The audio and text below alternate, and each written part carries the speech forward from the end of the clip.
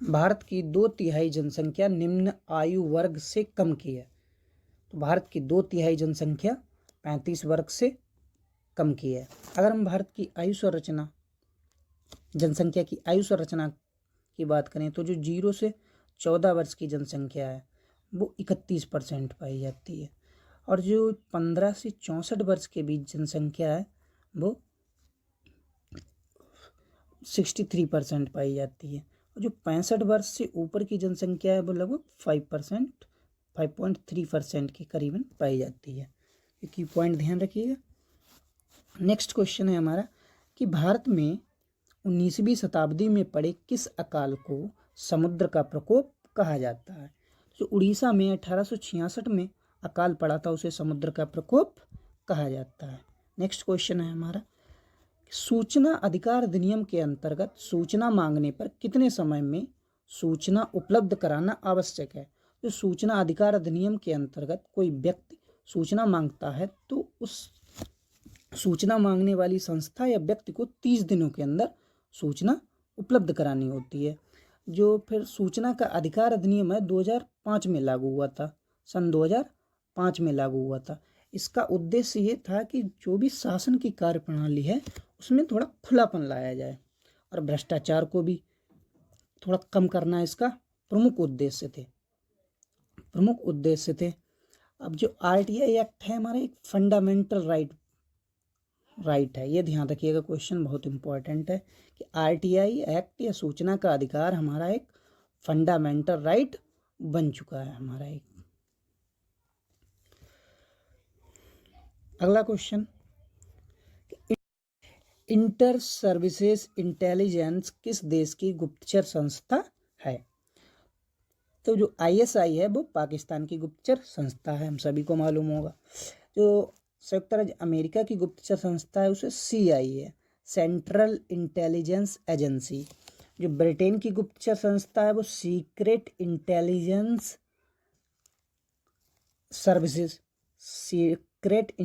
Services है, इसे MI6 भी कहते हैं। ये ध्यान रखने के वाला पॉइंट है, जो ब्रिटेन की गुप्तचर संस्था है उसे MI6 के नाम से भी जाना जाता है। नेक्स्ट क्वेश्चन हमारा कि मनरेगा कार्यक्रम भारतीय संविधान के किस अनुच्छेद को लागू करने हेतु लाया गया था। जो मनरेगा कार्यक्रम है वो भारत के अनुच्छेद 43 को लागू करने के लिए लाया गया था। मनरेगा कार्यक्रम सन 2009 में लागू हुआ था, ये ध्यान रखिए, 2 अक्टूबर सन 2009। नेक्स्ट क्वेश्चन हमारा कि बिना बेगार के सुदर्शन झील का जीर्णोद्धार किसने करवाया। तो बिना बेगार के सुदर्शन झील का जीर्णोद्धार रुद्रदामन प्रथम ने करवाया था। देखिए जो सुदर्शन झील है इसका निर्माण मौर्य काल में हुआ था, इसमें एक शासक मौर्य काल में एक शासक था पुष्यगुप्त, इसका प्रांतीय शासक था पुष्यगुप्त, उसने इसका निर्माण करवाया था। यानी कि मौर्य शासन काल में हुआ था लेकिन करवाया उसके प्रांतीय शासक पुष्यगुप्त ने। इसके बाद स्कंदगुप्त ने अत्यधिक वर्षा के कारण इसका जो पुल था वो टूट गया था, उसके तब रुद्रदामन ने इसका निर्माण करवाया था बिना बेगार के। लेकिन बाद में स्कंदगुप्त ने भी इसका निर्माण करवाया था। स्कंदगुप्त ने काफ़ी ज़्यादा पैसा इसके निर्माण पर खर्च किया था। तो ये सभी ध्यान रखिएगा, यानी निर्माण चंद्रगुप्त मौर्य के शासनकाल में हुआ, पुष्यगुप्त ने इसका निर्माण करवाया, उसके बाद रुद्रदामन प्रथम ने इसका निर्माण करवाया बिना बेगार के, फिर उसके बाद स्कंदगुप्त ने इसका निर्माण पुनः करवाया। कनिष्क के सारनाथ बुद्ध प्रतिमा की अभिलेख तिथि क्या है। कनिष्क के सारनाथ की बुद्ध प्रतिमा की अभिलेख तिथि 81 ईस्वी है। जो कनिष्क की सारनाथ बुद्ध प्रतिमा थी वो कनिष्क के राज्याभिषेक के तीसरे वर्ष मथुरा से सारनाथ लाई गई थी। उसके राज्याभिषेक के तीसरे वर्ष सारनाथ लाई गई थी। जब कनिष्क की बात आई है तो कनिष्क के बारे में थोड़ा, कनिष्क के शासनकाल में हुए कार्यों के बारे में जान लेते हैं। तो 78 ईस्वी में ही इसी के शासनकाल में शक संवत की शुरुआत हुई थी।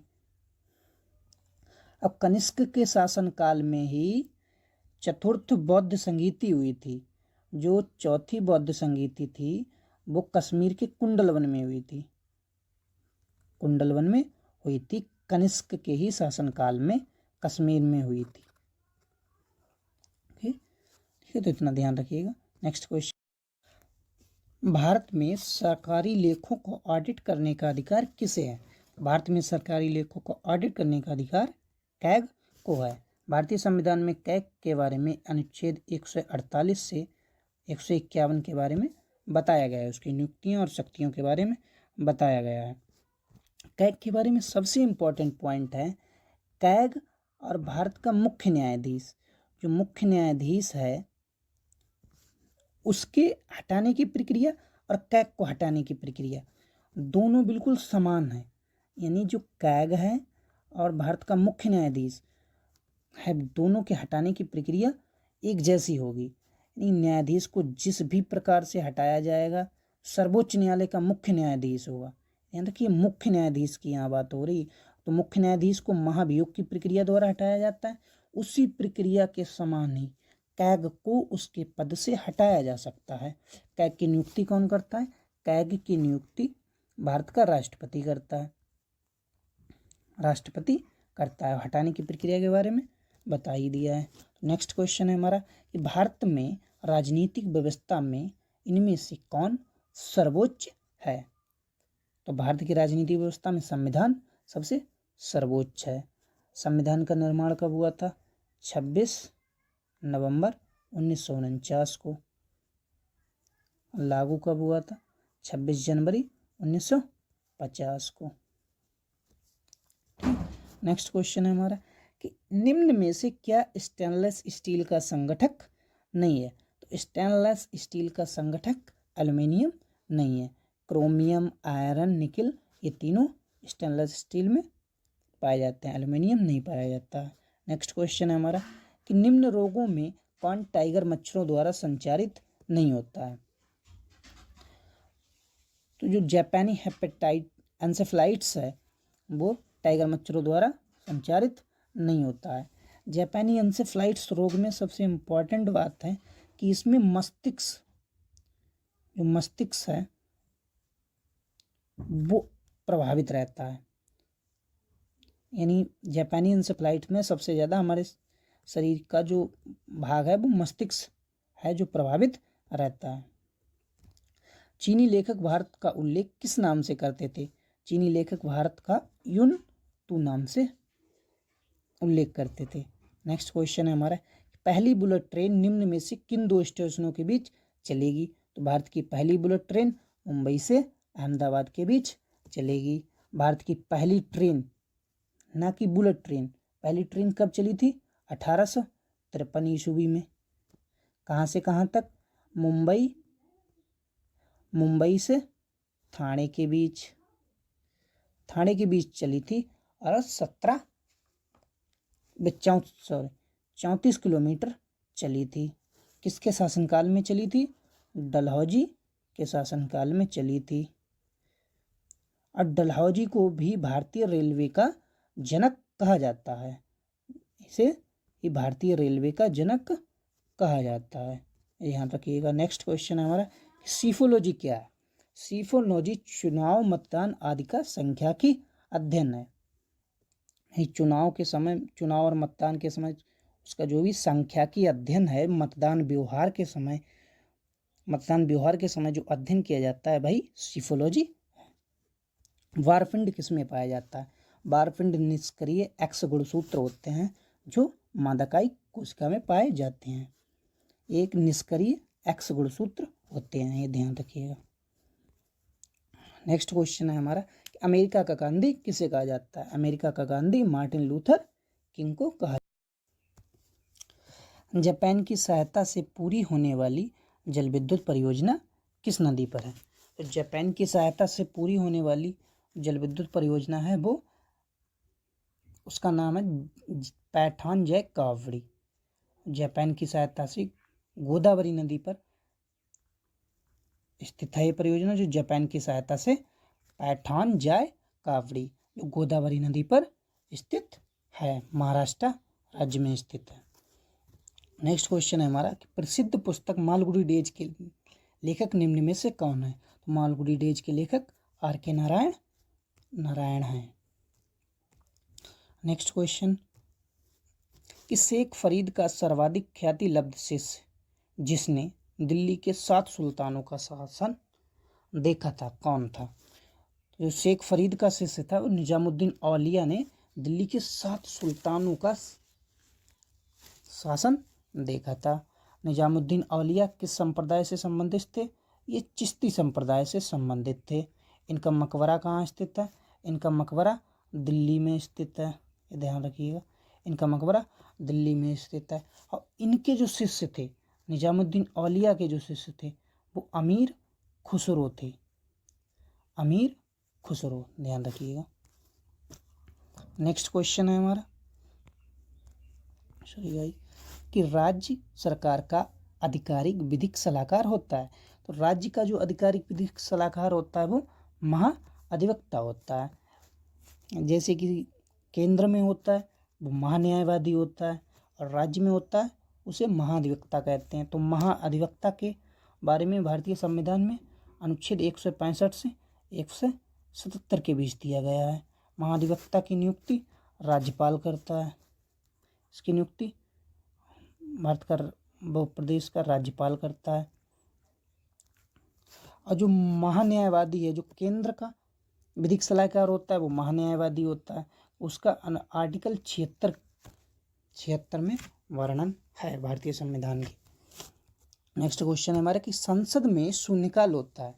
संसद में शून्यकाल प्रातःकालीन और अपराह्नकालीन सूत्रों के बीच मध्यांतर, यानी कि जो 12 से 1 बजे के बीच टाइम होता है वो संसद का शून्यकाल कहा जाता है।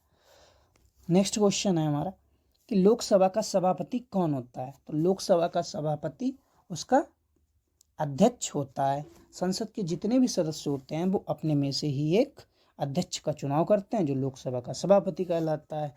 लोकसभा के अध्यक्ष की नियुक्ति के बारे में भारतीय संविधान के अनुच्छेद 93 से अनुच्छेद 97 में वर्णन है।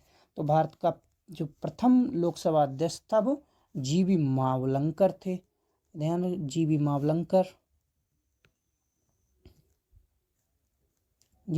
मावलंकर थे। और जो अध्यक्ष अपना जो त्यागपत्र देगा वो उपाध्यक्ष को देगा। ये बात ध्यान रखिएगा कि अध्यक्ष अगर अपना कभी भी त्यागपत्र देगा तो वो लोकसभा के उपाध्यक्ष को देगा। नेक्स्ट क्वेश्चन है हमारा डिस्कवरी ऑफ इंडिया नामक पुस्तक के रचयिता कौन थे? तो discovery of India Jawaharlal Nehru द्वारा लिखी गई पुस्तक है। सलारगंज म्यूजियम स्थित है। सलारगंज म्यूजियम हैदराबाद में स्थित है। ये भारत का सबसे बड़ा सांस्कृतिक म्यूजियम है जो हैदराबाद में मूसी नदी के किनारे स्थित है। मूसी नदी के